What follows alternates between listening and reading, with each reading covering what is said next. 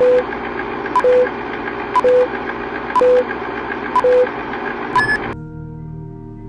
Holocaust, an event that began during the Second World War, responsible for the deaths of 6 million Jews and 5 million more other victims. We all know that Nazi Germany were responsible for these atrocities, but how though? Or did they solely do it by themselves, or was there more? Collaborators, a word used to describe a country or individual who sided with the enemy. Hello class, and today we will be discussing about who were the Nazi collaborators, what they did, how they collaborated, and what happened to them after the war. First, we have to address what our requirements are to be classified as a collaborator. A collaborator is a person or country who allies with the country, or in this case, Nazi Germany, and those who help in policies such as deportation and mass elimination of Jews with anti-Semitic and racist feelings towards them. Why we chose this topic was because of our curiosity. In fairy tales and stories, we have our antagonists and protagonists. But who are those who help the antagonists? Are they as guilty? It's important to learn about collaborators because organizations from those countries are just as guilty for killing the mass population of Jews. Introducing Nazi collaborators. Italy, having the oldest Jewish population dating back to 2,000 years ago, Italy's Jewish population was around 50,000. When Benito Mussolini was appointed prime minister, the government turned into a one-party dictatorship. Italy was not that anti-Semitic until 1938, when Jews were allowed to join the party. It was then when they started passing anti-Semitic laws and policies. This was for the growing pressure from Nazi Germany to do it, as well as Benito Mussolini, who wanted to restore the former Roman Empire, but people took it as a joke. This was an opportunity to show people that their idea was not a joke and should be taken seriously. Jews still had considerable freedom after the legislations were passed. Jews of foreign nationality lived in tolerable conditions and families stayed intact. However, the legislations had also caused some Jews to leave, mainly to America, because of discrimination and economic disadvantages. These legislations are definition of Jews as a race of people and not a religion, Jewish exclusion of government professions and kicking them out, the current ones, ban of intermarriage between Jews and non-Jews, Jews were prohibited from joining the armed forces, Jews of foreign nationality are to be detained, and Jews were not allowed to own property over a certain amount of value. Italy was a close ally of Nazi Germany for many years. Italy declared war on Britain and France in June 1940, having formally joined the Axis in 1939, and entered World War II as Germany's ally. In hopes of establishing a new Roman Empire, Italy conquered a small strip of land of France, Egypt, Greece, Yugoslavia, and Libya. As the war progressed, the Italian government was contemplating on sending the Jews to extermination camps in Nazi-occupied Poland. The Italian military didn't want to take part of the mass extermination, so they transported 4,000 Jews to safe areas in Italy. As Mussolini was voted out of power, Pietro Bandoligo was elected prime minister. Italy, or Benito Mussolini Group, the pro-German Italian Social Republic, would collaborate with the extermination of Jews after Germany invaded Italy, freeing the imprisoned Mussolini. Them and the German officials would have minimal success to concentration camps occupied by Germany or ones under Italy. An example of their minimal success would be them able to round up 1,000 of Jews out of 10,000 in Rome, being deported to Italian camps in Auschwitz. The help of Italian authorities warning the Jews and the low manpower were able to save some Jews. In all, the Germans deported around 8,500 Jews from Italy and Italian-occupied France. 1,009 Jews were able to return due to early notice. Mussolini and his mistress would be murdered by Italian anti-fascists, and all the remaining perpetrators, mainly ethnic Germans, were put to trial. Some were sentenced to death and some would be later pardoned. We have gotten into Italy, into one of the major players of World War II. But how about countries like Croatia, Hungary, and many more small minorities who played a big part in the extermination of the Jews? During 1941 to 1945, the Ustase regime in Croatia had helped the Nazis in extermination of the Jews. First of all, what is the Ustase regime/group? The Ustase regime or Ustase revolutionary movement, led by Ante Pavelic, which was a radical right-wing, pro-fascist, and anti-Semitic towards Jews and racist towards the Roma people and the Serbians. This party had established anti-Semitic laws on April 30th, 1941, based on the Nuremberg Laws. These laws said that all contracts from Jews, meaning Jewish citizenships, were revoked, property and anything that Jews owned were taken away. To further add, Jews and other persecuted minorities, including Serbs, Roma people, and many more, were sent to concentration camps where there they would be deported to concentration camps occupied by Germany. One of these camps in Croatia was Jasenovac, the biggest and the first camp to be established. This camp held and murdered 80% of the Jewish citizens in Croatia, roughly around 12,000 to 20,000, 45,000 to 55,000 of Serbs who claimed to be part of the independent state of Croatia, 15,000 to 20,000 Romas or Gypsies, and 5,000 to 12,000 ethnic Croats and Muslims who were also considered political enemies. The camp was supervised by paramilitary and Croatian political police. Prisoners of these camps were treated inhumane and guards were able to murder them on spot.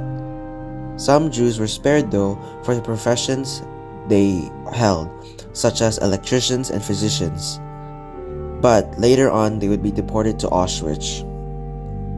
The Ustase government did this in order to return the favor after Germany and the Axis helped the government take Bosnia and Herzegovina. The Ustase were considered inhumane by the Nazis.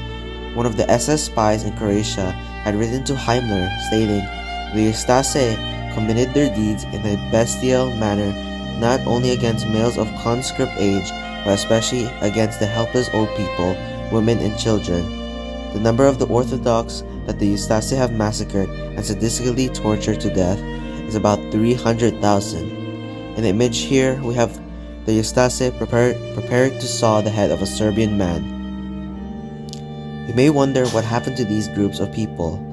Well, as Germany was losing territory, the Ustase began to escape the invading allies, until on May 9, 1945, the Ustase had tried to surrender to Allies British troops but were told to surrender to Serbian political army, and there they would be killed.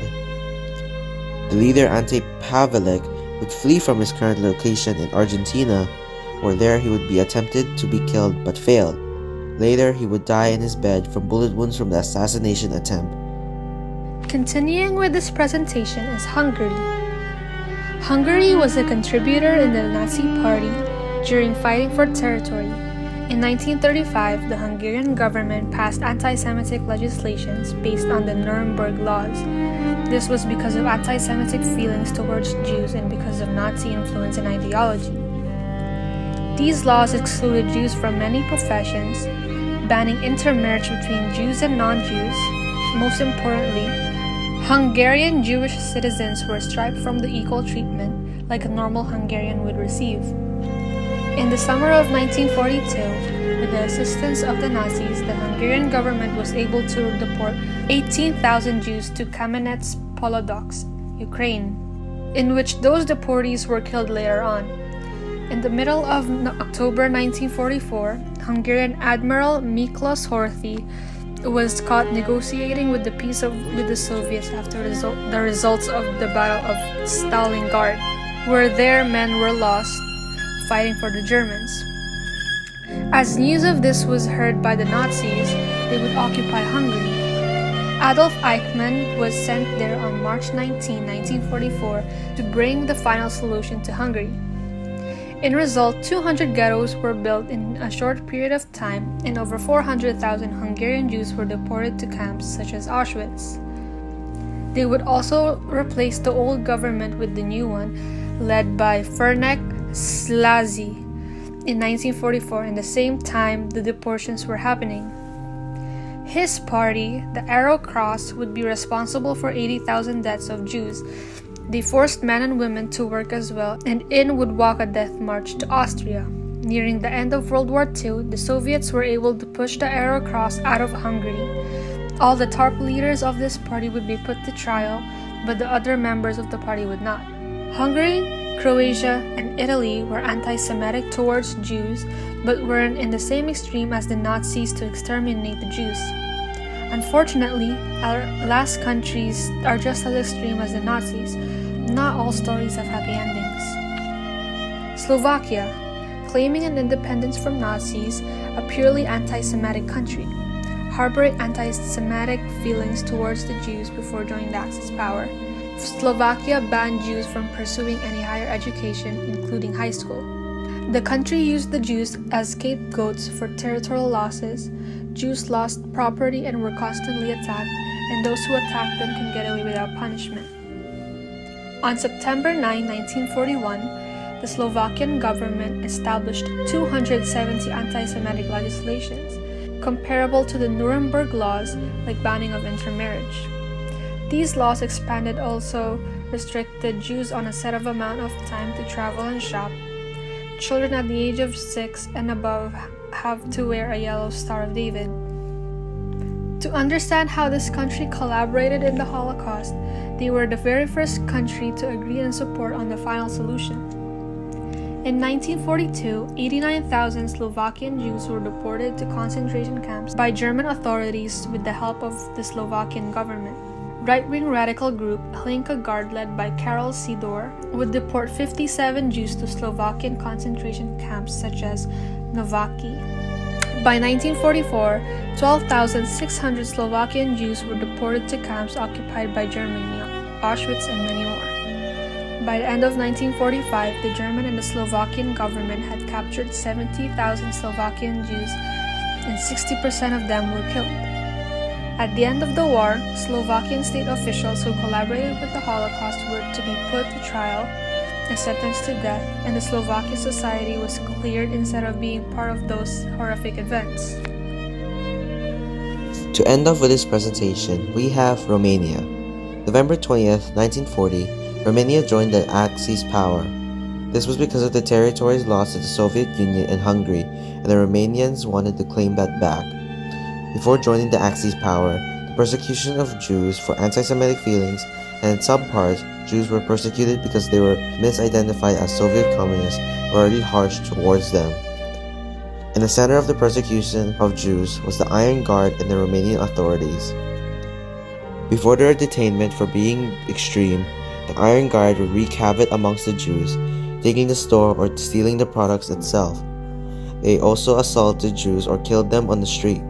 Things would escalate when the Iron Guard and the right-wing General Ion Antonescu and his military joined forces, forming the National Legionary State, in which their rule would last for 5 months, from September 14, 1940 to February 14, 1941. They would pass legislations that would exclude Jews from the social aspect of Romania, including politics, economy, and cultural life, and the Iron Guard would deport Jews, being the group's main goal to exile Jews out of Romania.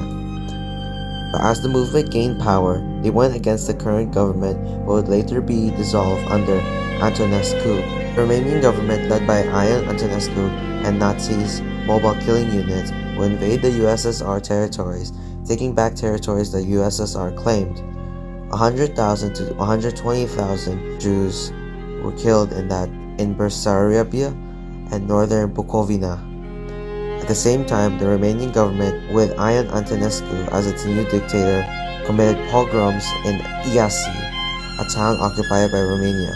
During the Soviet and German War, Romania assisted Nazis and the mobile killing units, implementing concentration camps and deporting Jews to Nazi-governed concentration camps. It would be until the spring of 1944 where the Romanians would switch sides.